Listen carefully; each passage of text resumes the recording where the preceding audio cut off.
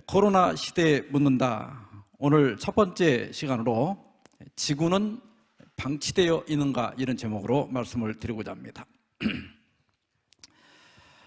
여러분들이 보시는 이 왼쪽에 있는 이 사진은 1990년 2월 14일에 보이저 1호가 촬영한 겁니다. 지금 뭐가 보입니까? 이렇게 하얀 선이, 이건 카메라 선이에요. 이렇게 선이 하나가 이렇게 있는데 그 가운데 조그만한 점 하나가 있어요. 그 점이 지구입니다. 이때 이 보이저 1호에서 그 지구를 찍었는데 그 거리가 61억 킬로미터나 된다고 그래요.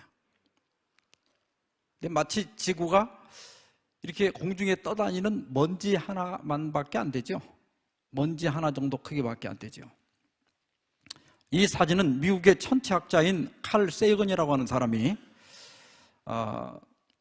이 카메라를 지구 쪽으로 돌려서 좀 찍자, 이렇게 해가지고 찍은 건데, 이 세이건은 지구는 이 광활한 우주에 떠 있는 보잘것없는 먼지 같은 존재라고 하는 사실을 가르쳐주기 위해서 이 사진을 찍었다고 그랬습니다.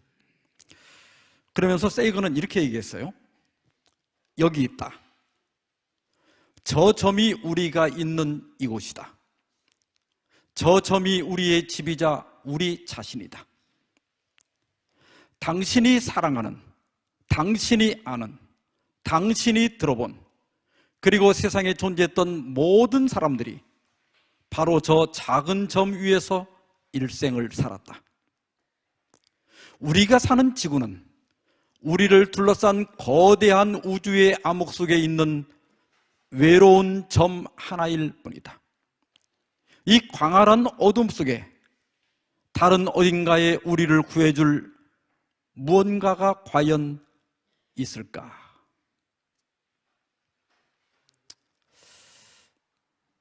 정말 우리가 뭐 이렇게 보면 우리 집 보고 뭐 몇 평 따지고 뭐 우리 집이 뭐 50평이네, 40평이네, 뭐 30평이네 이렇게 따지지만,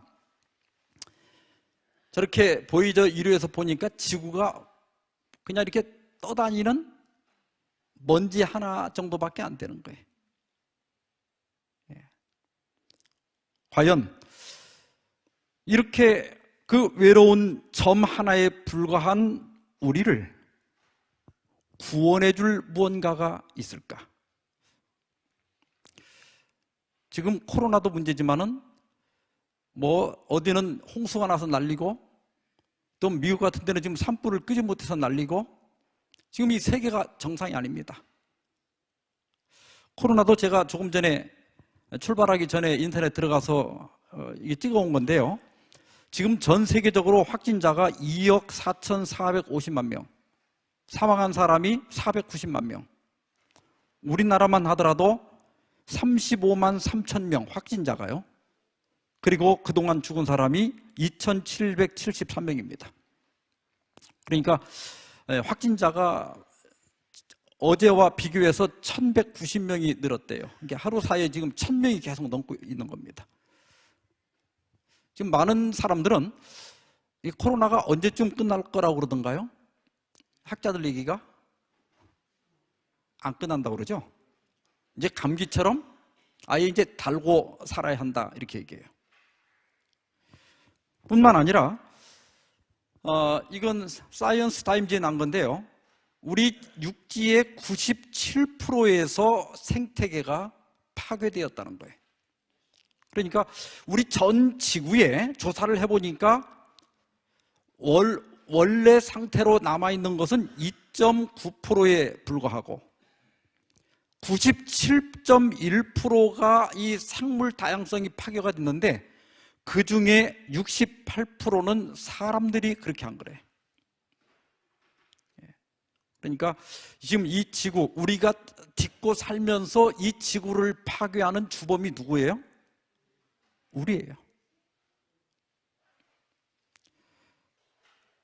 제가 참 이해가 안 되는 게, 저희 아파트가 뭐 지은 지 얼마 안 돼서 아직도 깨끗한 편이거든요. 근데 출근하려고 저는 엘리베이터를 이 방송을 하고 사람들을 만나기 때문에 코로나 감염 주사는 다 맞았지만, 예방 주사는 맞았지만은 엘리베이터를 웬만해서 안 타고 다 계단으로 다니거든요. 근데 계단을 이렇게 나오다 보면 자기들 무슨 이렇게 음료수 마신 거, 과자 껍데기, 또 뭐 음식 시켜 먹은 걸 갖다가 계단에다 버리는 사람들이 있어요. 이 주차장에도 보면 이렇게 차에서 커피나 이런 거 이렇게 테이크아웃 해가지고 마신 다음에 그걸 왜 주차장에다 버려요? 정말 이 지구라고 하는 이 우리가 온전히 의지할 수 있는 데가 여기밖에 없는데 이 지구를 우리가 파괴하고 있는 거예요. 오래전에 파스칼은 누가 나를 여기에 갖다 놓았는가? 누구의 명령, 누구의 지시로 이 시간, 이 장소가 나에게 마련되었는가? 이 무한한 우주의 영원한 침묵이 나를 두렵게 한다 그랬어요. 여러분 생각해 보십시오.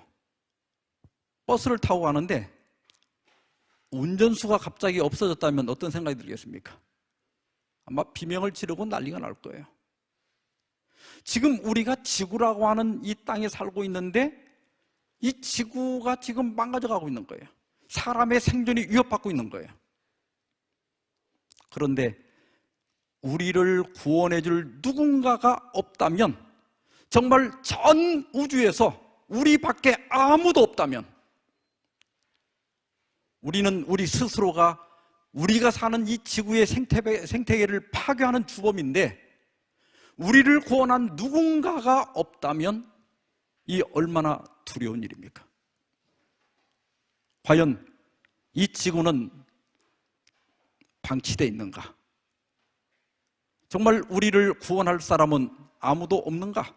이 지구의 거대한 이 파괴를 막을 자가 아무도 없는가? 우리는 이런 상황 속에서도 대부분 여기 계신 분들, 또 방송을 듣고 있는 여러분들은 별로 두려워하지 않는 것은 하나님이 계심을 알고 있기 때문입니다. 그래서 오늘 저는 첫 번째 시간으로 하나님은 정말 존재하시는가? 자, 하나님이 과연 정말 계실까? 우선요, 모든 만물은 반드시 제작자가 있습니다. 만약에 어떤 제품이 있다면 그 제품을 만든 사람이 반드시 있습니까? 있어요. 여러분, 이 컵이 아주 간단한 컵이지만은 이 컵이 저절로 생겼을까요? 누가 만들었을까요? 예, 이 간단한 컵도 누군가가 분명히 만든 사람이 있죠. 여기 제가 있어요. 박성화 목사가 있는데, 박성화 목사는 부모님이 다 계실까요? 안 계실까요? 아니, 살아계시고 돌아가시고 이게 아니라 저에게는 아버지만 있을까요? 어머니만 있을까요? 아버지, 어머니가 다 계실까요? 다 계셔요? 여러분, 저희 아버지 보셨어요? 근데 안 봤는데도 여러분들은 제가 부모님 있다는 거 다 의심하지 않죠?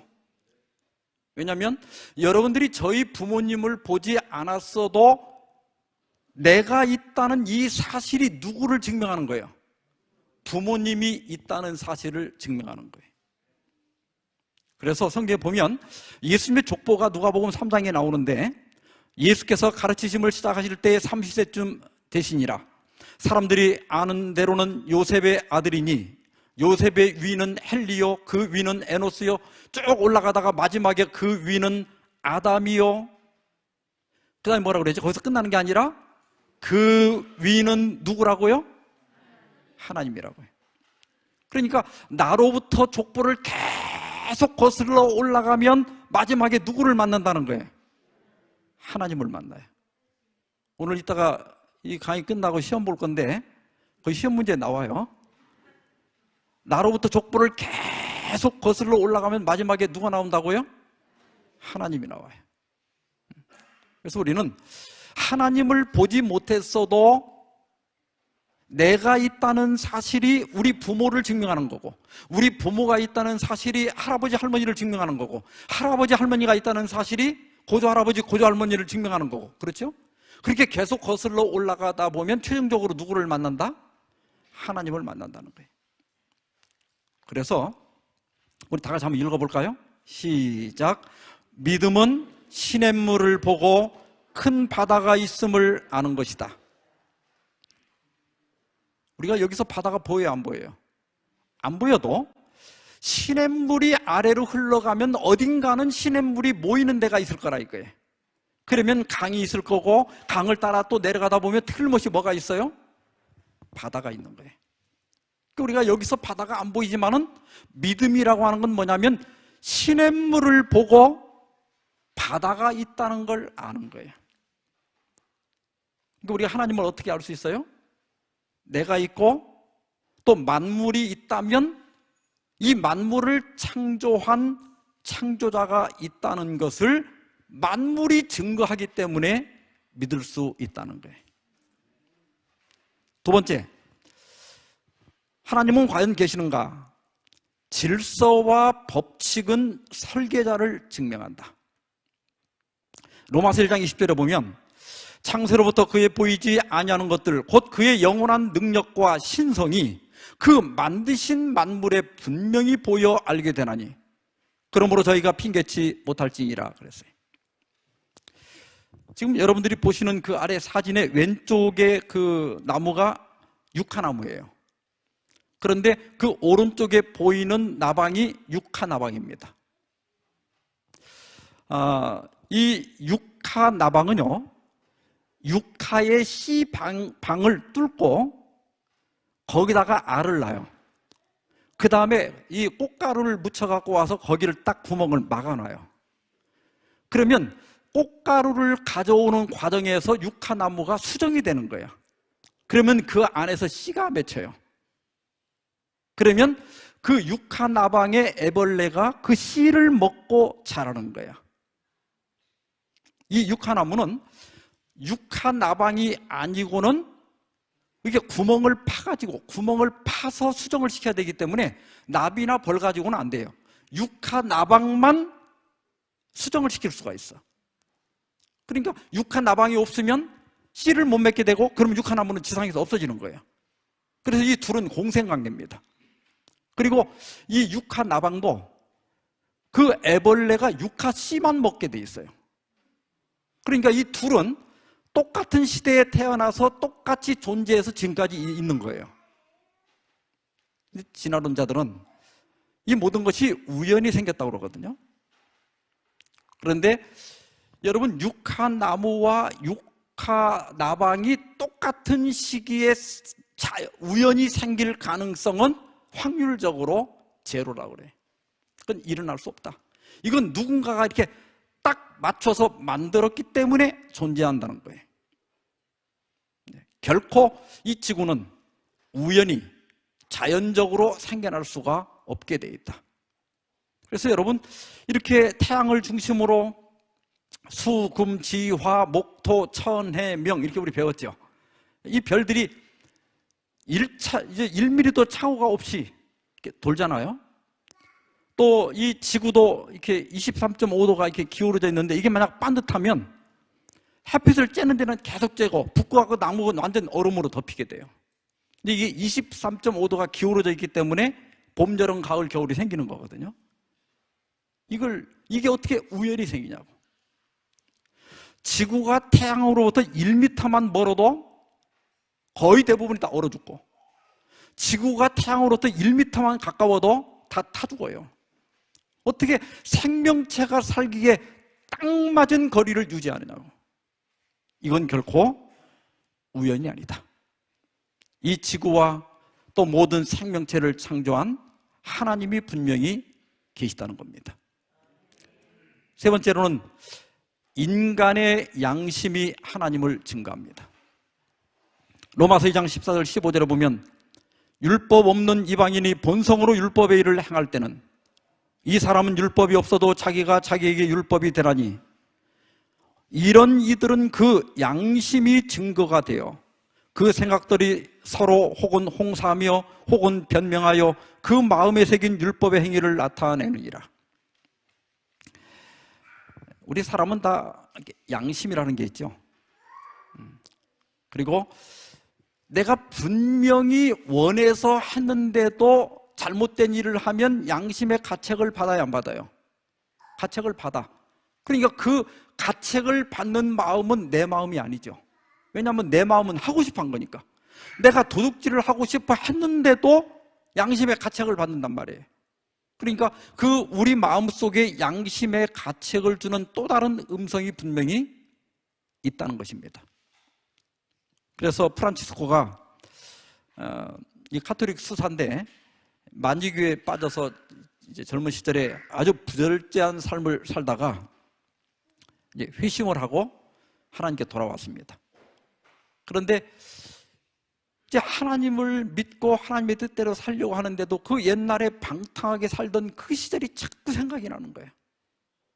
그래서 한 번은 하나님께 주여 이 정욕에서 저를 구해 주소서 하고 기도를 드렸습니다. 그런데 이 기도가 끝나자마자 또 다른 자기가 얼른 이렇게 기도하더래요. 그러나 지금은 마옵소서. 그러니까 아직도 조금 더 죄를 짓고 싶은 이 자기의 정욕이 있고 또 이렇게 살아서는 안 된다고 하는 하나님의 음성이 있는 거예요. 어떤 분들은 교회를 다니고 싶은데 교회 다니면 술도 못 먹고 담배도 못 피고 이제 이런 생각이 나가지고 어떤 분들은 조금 더 있다 다닐게 이렇게 얘기해요. 근데 또 한쪽 마음은 또 뭐라 그래요? 지금 건강할 때 다녀야지. 다른 사람을 통해서도 그런 음성이 들리고 또 자기 양심에도 그런 소리가 들리는 거예요. 그게 이제 우리 마음속에 호소하는 어떤 누군가가 있다는 증거입니다. 여러분 헬렌 켈러 다 아시죠? 2살 때 질병을 알아가지고 시각, 청각을 다 잃어버렸고 후각까지 다 잃어버렸어요. 이걸 이제 중복 장애인이라고 그래요. 근데 이런 중복 장애인으로서 최초로 대학을 나온 사람이에요. 이 세계 최초로. 근데 이분이 이제 이게 그 설리번 선생님을 통해서 대화하는 방법을 배웠어요. 그리고 그가 말을 할 수 있게 되었을 때 그 선생님께서 이 세상을 이처럼 사랑하사 독생자 예수 그리스도를 보내신 하나님의 사랑을 이야기해 줬습니다. 그러자 헬렌 켈러가 이렇게 대답했다 그래요. 나는 그분이 계시다는 것을 항상 알고 있었어요. 그렇지만 그분의 이름을 몰랐어요. 그러니까 이 사람의 마음속에 본능적으로 하나님이 계시다는 걸 알고 있는 거예요. 그래서 우리 한국에 복음이 들어오기 전에 옛날 우리 조상들도 하나님이나 예수님의 이름은 몰랐지만은 누군가가 나쁜 짓을 하면 뭐라 그래요? 너 하루리 무섭지 않느냐? 그러잖아요. 하루를 무서워했단 말이에요. 그러니까 무언가가 우리 인간 세계를 다스리는 어떤 존재가 있다는 것을 본능적으로 알고 있었다는 거예요. 이런 여러 증거를 볼 때 우리는 하나님이 계심을 확신할 수 있다, 믿을 수 있다 하는 것입니다. 아까 말씀드린 그 파스칼, 이 세계적으로 유명한 수학자이자 철학자예요. 그런 수학자답게 이 파스칼의 내기라고 그러는데, 여러분 하나님이 있을 수도 있고 없을 수도 있죠. 그죠? 이게 있는 경우, 신이 있는 경우와 없는 경우가 있어요. 그리고 우리 인간 쪽에서는 신을 믿는 경우가 있고 믿지 않는 경우가 있죠. 그런데 만약에 내가 신을 있다고 믿었는데 신이 있을 경우, 이때는 천국 간다 이거예요. 그런데 내가 신을 믿었는데 신이 없다면 아무런 이득이 없어요. 그죠? 여러분들이 이렇게 교회를 다니는데 만약 진짜 하나님이 안 계신다면 이득이 하나도 없어요. 근데 계시면 뭐예요? 천국 가는 거예요. 그런데 내가 신을 믿지 않았는데, 내가 교회를 다니지 않았는데 정말 신이 있다면 나중에 우리가 지옥 간다 이거예요. 그런데 내가 신을 믿지 않았는데 진짜 신이 없다면 이득 볼 게 하나도 없죠. 신이 없어서 이득 볼 게 뭐가 있어요? 그러면 결론적으로 이 파스칼이 내린 결론이 뭐냐면, 신을 믿는 것이 믿지 않는 것보다 이득이다. 여러분의 생각에도 그래요? 예. 만약에 신을 안 믿다가 있으면 지옥 가지만, 신을 믿다가 없어도 이득도 없고 손해볼 것도 없고, 있다면 어디 가는 거예요? 천국 가는 거예요. 그러니까 하나님을 믿어서 손해볼 게 하나도 없다. 세계적인 수학자가 계산해 보니까 신을 믿는 게 훨씬 이득이라는 거예요. 있든 없든 관계없이. 그러나 우리는 그 신이 하나님이 있다는 것을 믿기만 하는 게 아니라 믿는 우리는 압니다. 맞아요? 예, 저는 하나님 있음을 압니다. 그래서 시편 14편 1절 다 같이 한번 읽어봅시다. 시작. 어리석은 자는 그의 마음에 이르기를 하나님이 없다 하는도다. 예, 성경은요, 하나님이 없다고 하는 사람을 뭐라고 그랬어요? 어리석은 자다 그랬어요.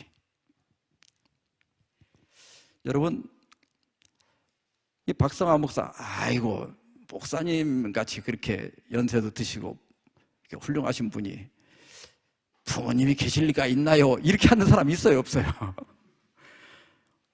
이 세상에 아무리 위대한, 여러분 대통령은 아버지가 있을까요, 없을까요? 예, 이 세상에 그 사람이 있다는 그 자체가 못났든 잘났든 누가 있다는 증거예요. 부모가 있다는 걸 증거하고 있습니다. 내가 증거하는 거예요. 그러니까 내가 있고 우주 만물이 존재한다는 것, 우리 양심이 있다는 것, 이 모든 것들이 하나님이 계시다는 사실을 증거하고 있다는 것입니다. 자, 그러면 이제 하나님은 계시고, 그러면 우리가 반드시 종교를 가져야 하는가? 예, 혹은 교회를 다녀야 하는가 하는 것입니다. 앙리 베르고송은 우리 인간을 호모 파베르라 그랬어요.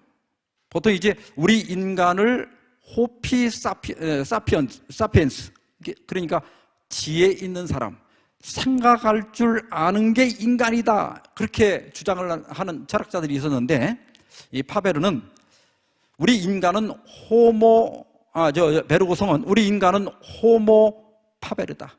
다시 말하면 우리가 왜 인간이냐, 우리가 동물보다 나은 게 뭐냐, 도구를 사용하기 때문이다 그랬어요. 그런데 정말 우리 인간이 동물과 다른 것이 도구를 사용하는 것뿐일까요? 영상을 하나 잠깐 봅시다.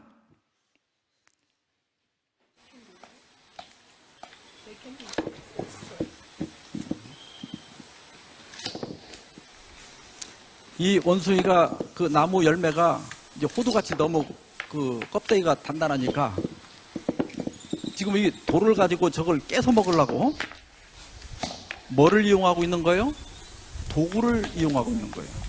자기 이빨로는 깰 수가 없으니까 돌을 갖다 이렇게 하는데,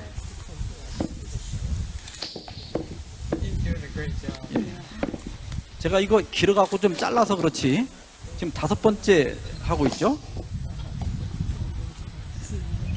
이제 깨졌나 한번 살펴보고 이렇게 탁탁 때리면서 또 이렇게 제자리에다 놓으려고 하죠. 17번, 18번, 19번 드디어 이제 깨졌습니다. 사람만 도구를 사용하는 게 아니라 원숭이도 도구를 사용할 줄 알아요. 사람과 원숭이의 뇌를 비교해 보면 원숭이가 평균 350g, 사람이 1350g이라고 그래요. 그러니까 우리 사람이 몇 g이 더 많은 거죠? 1000g이 더 많죠. 근데 여러분, 원숭이가 350g의 뇌만 가지고도 먹이 찾아 먹을 수 있어요? 안 굶어 죽고 먹이 찾아 먹을 수 있어요? 350g의 뇌만 가지고도 원숭이도 새끼 낳아요? 연애해갖고 새끼 다 낳아요. 그리고 350g의 뇌 가지고 그 새끼를 다 길러낼 수 있어요? 다 길러낼 수 있어요. 그러니까 350g의 뇌만 가지고도 충분히 살 수 있다는 거예요. 근데 우리 인간이 몇 g을 더 가지고 있어요? 1000g. 그러면 우리 인간이 1000g의 뇌로 사람만이 할 수 있는 유일한 일은 무엇일까요? 동물은 못하고 사람만 할 수 있는 거. 옛날엔 동물은 감정이 없다고 그랬는데 여러분, 개도 집에서 키워보면 개도 질투할 줄 알아요? 개도 화내요? 예. 1000g의 뇌를 가지고 동물은 할 수 없고 오직 인간만이 할 수 있는 유일한 일은 신앙입니다. 옛말에 서당계 3년이면 풍우를 읊는다. 요즘은 거지계 3년이면 앵벌이를 한다 그랬어요. 저 개가 아마 주인보다 돈을 더 벌 거예요. 그런데 여러분, 교회 개 10년에도 기도하지 못한다. 유튜브에 보면 개를 훈련시켜가지고 밥 먹기 전에 기도하는 개가 있어요. 근데 그 지가 하는 게 아니라 이렇게 앞발, 뒷발 한 바퀴 돌아 하는 것처럼 그냥 훈련해서 하는 거지 진짜 기도하는 건 아니죠. 여러분 아까 기도할 때 아멘 하셨잖아요. 개가 그렇게 하겠어요? 개는 그냥 겉으로 그렇게 하는 거지 개는 신앙할 줄 몰라요. 다니엘서 4장에 보면 바벨론의 느부갓네살이라고 하는 왕이 꿈꾼 이야기가 나와요. 근데 이 느부갓네살은 굉장히 유명한 왕인데 그 중에 하나가 그 느부갓네살 왕이 만든 공중정원이에요. 이 공중정원은 느부갓네살이 그 아미티스라고 하는 여자하고 결혼을 했는데 이 아미티스는 그 산천이 많은 데서 성장한 사람이었어요. 근데 바벨론에 와보니까 황무지밖에 없거든요.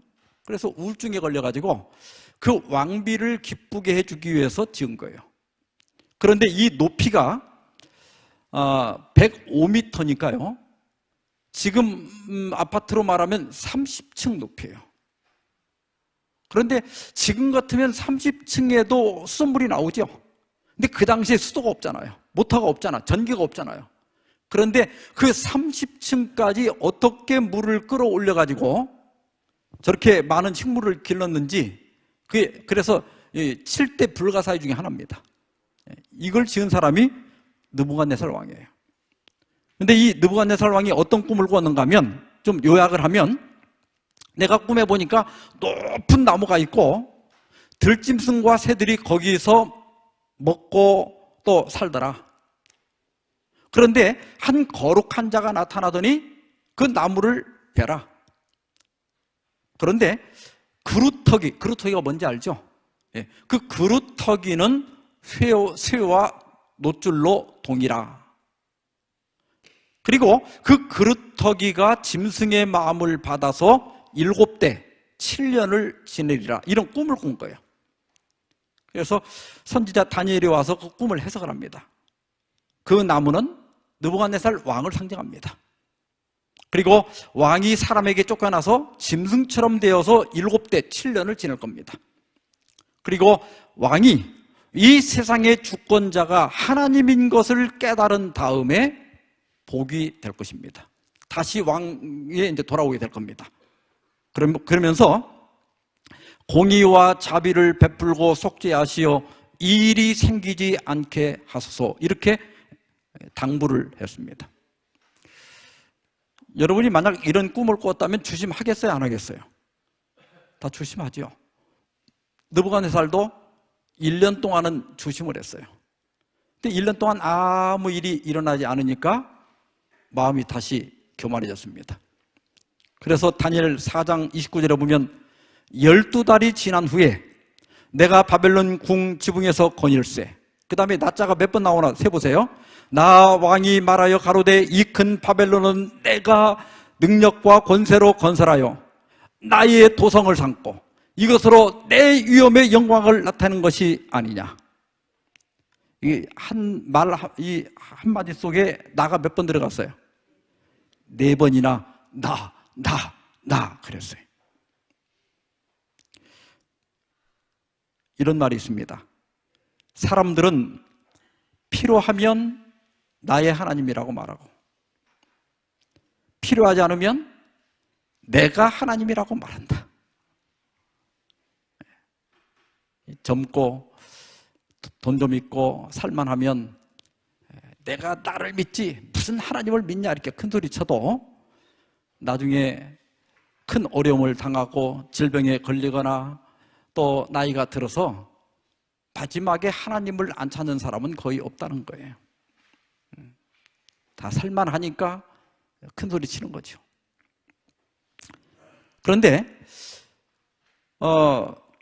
이 말이 떨어지자마자 하나님이 나타나서 내가 사람에게서 쫓겨나서 들짐승과 함께 살면서 소처럼 풀을 먹을 것이요 이와 같이 7대를 지나서 7년 동안 뭘 그동안에 배우는가 하면 지극히 높으신 이가 사람의 나라를 다스리시며 자기 뜻대로 그것을 누구에게든지 주시는 줄을 알기까지 이르리라 하더라.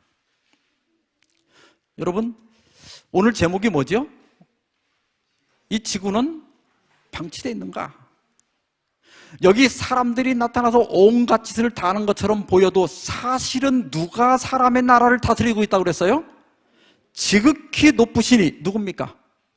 하나님이에요.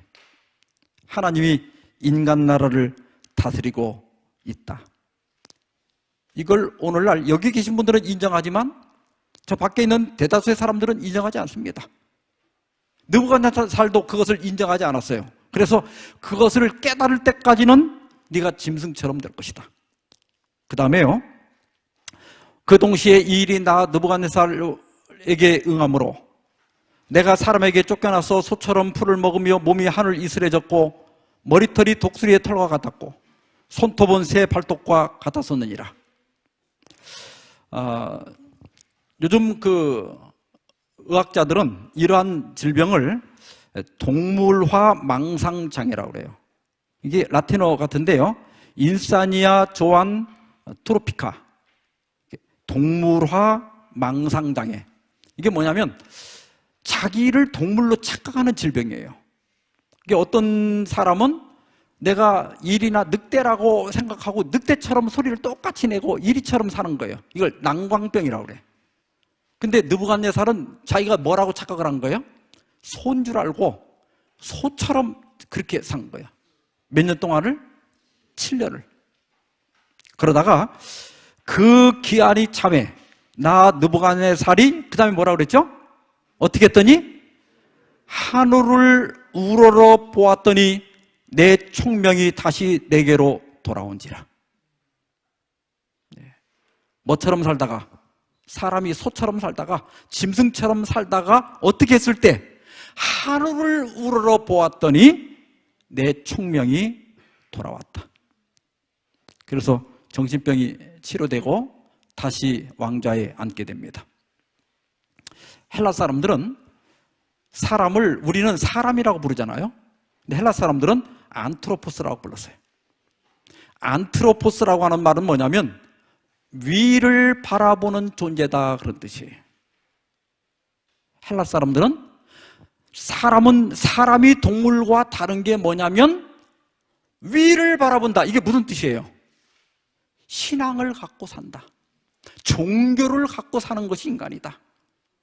그래서 여러분, 이 세상에 고대나 지금이나 어떤 문명을 파헤쳐봐도 종교가 없던 때는 없어요. 여러분, 지금 이렇게 과학이 발달하고 했어도요, 지금 사람들이 그 점쟁이들 또 무당집 가요, 안 가요? 더 많이 가요. 요즘 다들 애들, 젊은 사람들 얼마나 많이 배웠어요.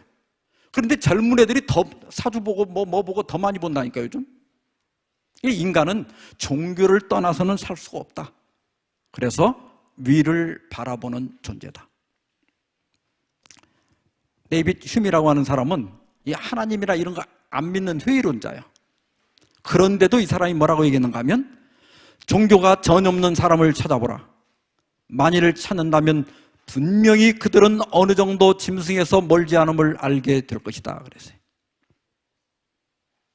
물론 짐승보다 삶의 질은 좀 낮죠.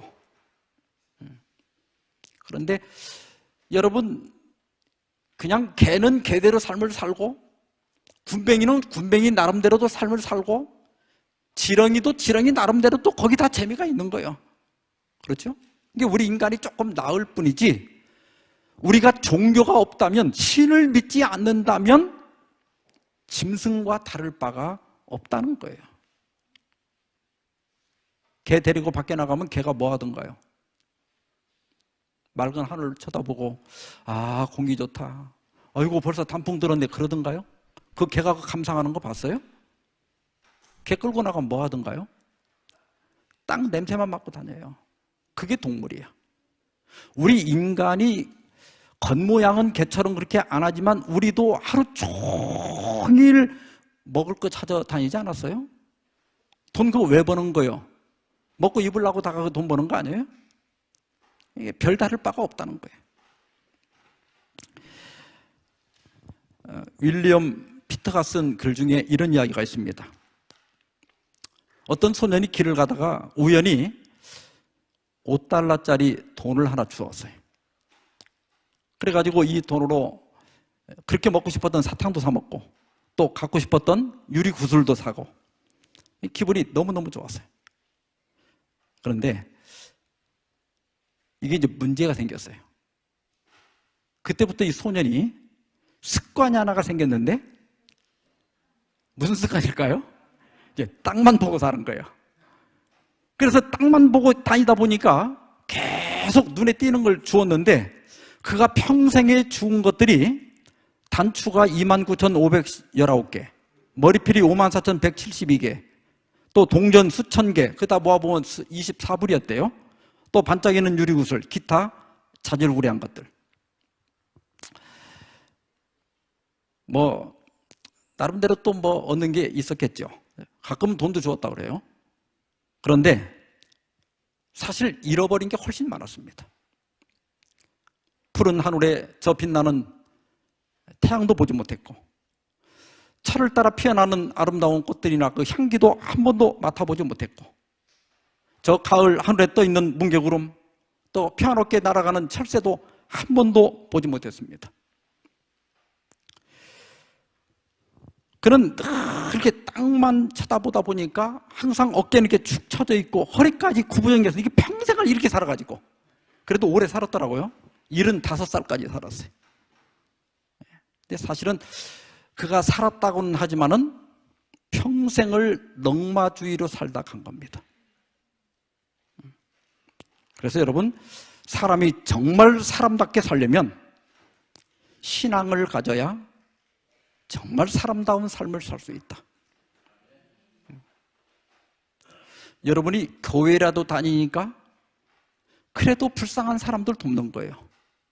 그렇잖아요? 교회가 하지 않으면 내가 그렇게 정기적으로 헌금을 내고 다른 사람을 이렇게 돕고 이거 하기가 쉽지 않거든요. 교회를 다니니까 착한 일도 하고 사람다운 일을 하는 거예요. 그렇지 않으면 우리 사람이 자기밖에 모르고 살아요. 마지막 세 번째로, 종교는 우리 인간의 진정한 필요를 채워줍니다. 한 번은 예수님께서 사마리아의 수가라고 하는 동네에 갔는데 거기 가면 야곱의 우물이 있어요. 근데 예수님이 거기 도착한 때가 낮 12시입니다. 그런데 이 열대지방에서는 시에스타라고 그래가지고 그 가장 뜨거울 때는 대부분 일을 안 하고 다 쉬거든요. 관공서고 뭐고 다 낮잠 자는 시간이에요. 그런데 한 여자가 물을 길러 왔어요. 이 여자가 그 자체가 벌써 정상적인 여자가 아니죠. 남의 눈을 피해 온 거예요. 근데 성경에 보니까 이 사람은 벌써 결혼을 5번이나 한 사람이에요. 예수님께서 그 여자에게 다가가서 물 좀 달라고 그랬어요. 그랬더니 이 여자가 비꼬는 투로 유대인인 당신이 사마리아 사람인 나한테 왜 물을 달라고 합니까? 이러는 거예요. 왜냐하면 평소에 유대인들이 사마리아 사람들을 거의 개 취급했거든요. 그때 예수님께서 하신 말씀이 이 물을 먹는 자마다 다시 목마르니와 내가 주는 물을 먹는 자는 영원히 목마르지 아니하리니 나의 주는 물은 그 속에서 영생하도록 솟아나는 샘물이 되리라. 이건 예수님께서 주실 영원한 소망, 하늘의 소망을 말씀하는 거예요. 우리 인간은 욕구라고 하는 게 있죠.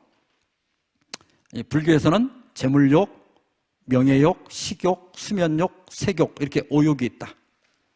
또 메슬로는 생리적 욕구, 안전욕구, 소속애정 욕구, 존중욕구, 자아실현 욕구, 자기 초월 욕구가 있다 그랬어요.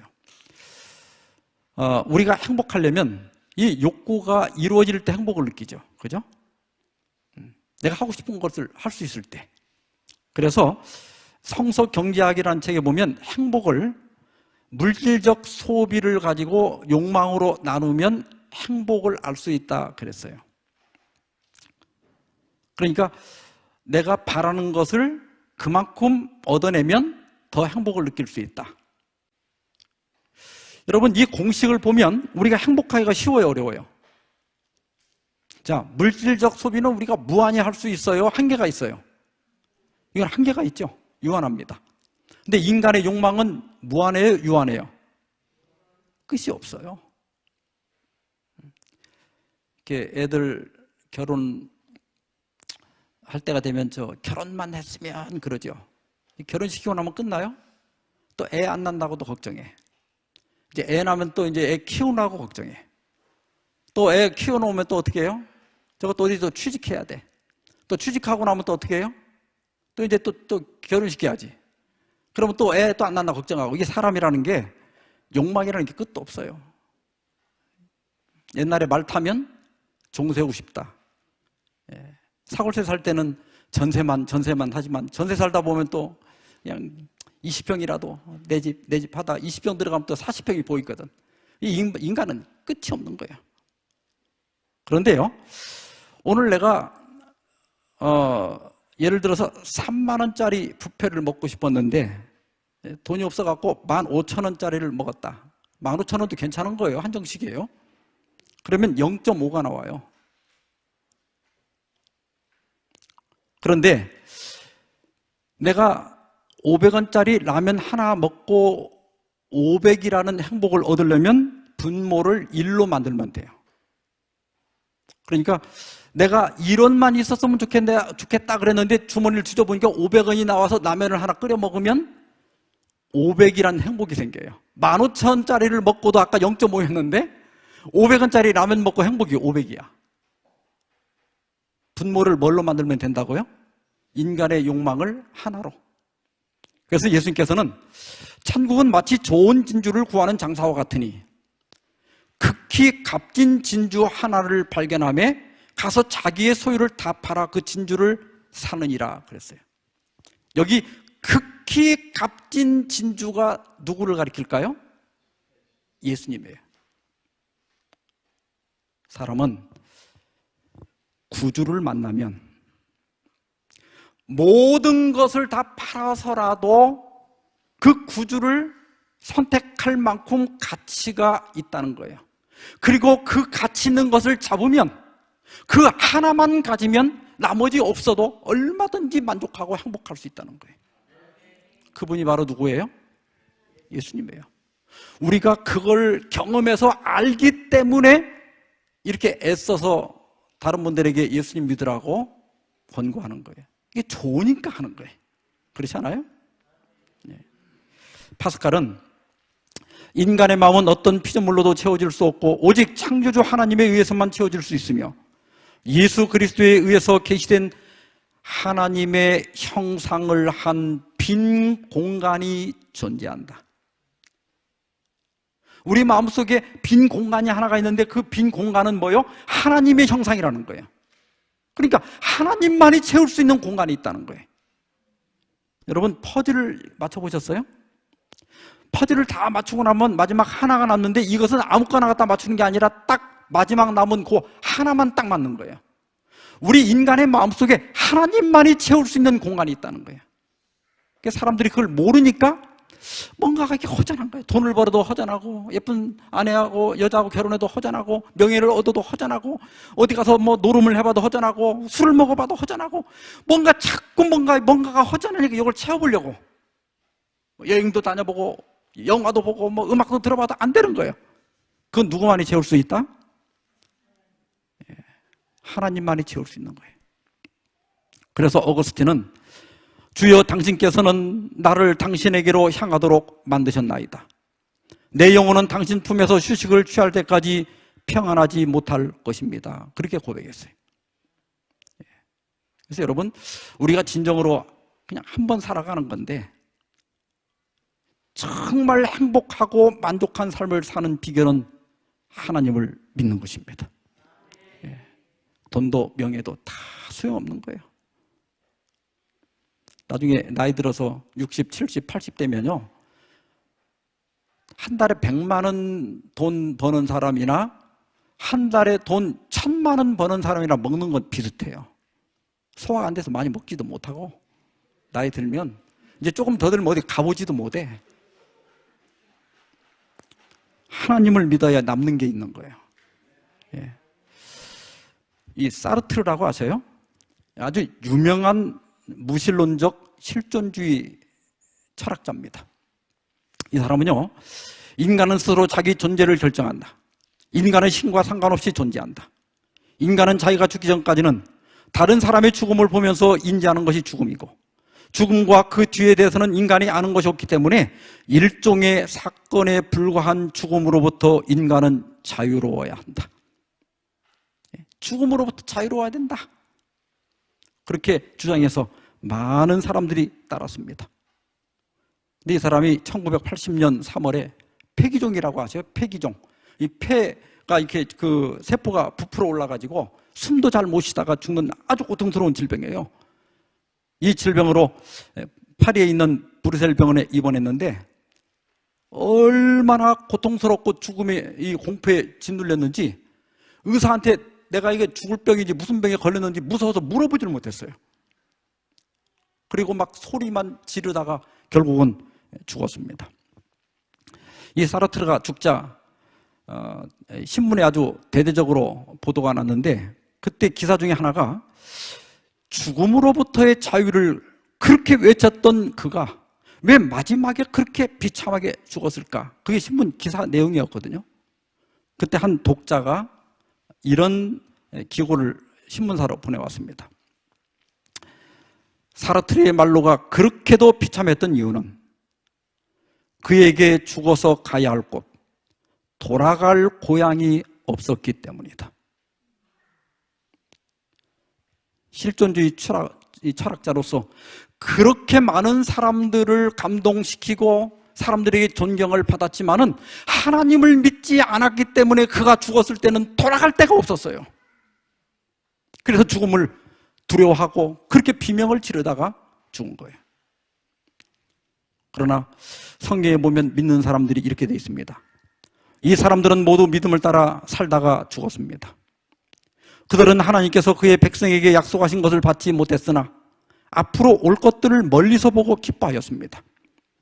그들은 스스로 자신들이 이 땅에서 나그네일 뿐이라고 고백하였습니다. 이것은 그들이 진짜 고향을 찾고 있다는 것을 나타냅니다. 만일 그들이 떠나온 고향을 생각한다면 다시 되돌아갈 수 있었을 것입니다. 그러나 그들은 더 나은 고향을 기다리고 있었는데 그것은 바로 하늘에 있는 고향이었습니다. 그래서 하나님께서는 저들의 하나님이라 불리우는 것을 부끄러워하지 않으시고 그들을 위해 한 성을 예비해 주셨습니다. 성경은 하나님께서 그분을 믿는 신자들을 위하여 한 성을, 한 도시를 예비해 놓았다고 말씀하고 있습니다. 그래서 하나님을 믿는 사람들은 죽어도 돌아갈 고향이 있습니다. 사르트르는 그렇게 죽음으로부터 자유를 외쳤지만은 막상 죽음이 왔을 때 그가 두려워했던 이유는 뭐냐면 돌아갈 고향이 없었기 때문입니다. 여러분 노먼 필 박사 아시죠? 예, 그 가이드 포스지 그 창간한 분입니다. 이분이 한 번은 주물 공장을 방문했는데 그 인부가 돛쇠를 녹이는 흑연론을 가지고 와서 보여줬습니다. 그걸 꺼내자마자 이게 얼마나 뜨겁게 달아올랐는지 아주 백색 광을 내면서 달아 있었어요. 그런데 인부가 망치를 하나 가져와서 그 화로를 이렇게 있는 힘껏 때리니까, 이렇게 망치로 치니까 이렇게 푹푹 들어가기는 하는데 깨지질 않는 거예요. 근데 그 옆에 있는 식은 화로를 하나 가져와서 그건 뭐 힘줄 것도 없고 이렇게 손목만 구부려서 탁 때리니까 수십 조각으로 부서져 버리는 거예요. 똑같은 흑연로인데 왜 어떤 건 깨지고 어떤 건 깨지지 않았을까요? 차이가 뭐예요? 열이 있느냐 없느냐 하는 거예요. 열이 있는 건 탄력이 있어서 깨지지 않습니다. 우리가 하나님을 믿는 것은 우리 인생에 열을 가하는 것과 같아요. 하나님을 믿는 사람들은 소망이 있습니다. 그래서 아무리 어려운 상황이 닥치고 또 나중에 나이가 들어 늙어도 하나님을 믿는 사람은 믿는 구석이 있는 거예요. 의지할 뿐이 있어요. 이 우주가 방치되어 있지 않고 내가 그냥 방치되어 있지 아니하고 나를 돌보고 있는 분이 계시다는 것을 알고 있기 때문에 그는 웬만한 시련에서도 결코 깨지지 않는다는 거예요. 우리가 하나님을 믿는다는 것 얼마나 축복된 일인지 모릅니다. 우리 여러분 모두 오늘 저녁 그러한 하나님을 믿음으로 받아들여서 우리 하나님에 대한 소망으로 돌아갈 본향을 갖고 사는 저와 여러분 되기를 바라면서 말씀 마치겠습니다. 기도하겠습니다. 자비하신 아버지 하나님, 오늘 저녁 우리 주님께서 정말 계신지, 그리고 우리가 살고 있는 이 지구가 과연 방치되어 있는지 생각해 볼 수 있는 시간을 주셔서 감사합니다. 내가 있는 것이 나의 부모와 나의 조상들을 증거하는 것처럼 내가 있고 만물이 있다는 사실에서 저희로 하여금 하나님을 볼 수 있게 도와주시고, 이 세상이 요동하고 코로나가 범람하고 홍수가 나고 또 산불이 나고 지진이 날지라도 이 지구가 방치되어 있지 아니하고 우리를 돌보고 계시는 하나님이 있음을 알게 도와주시고, 이러한 어지러운 세상에서 소망 가운데 사는 저희들 될 수 있도록 인도하여 주시옵소서. 이 모든 말씀을 우리 주 예수님의 이름으로 기도하옵나이다. 아멘.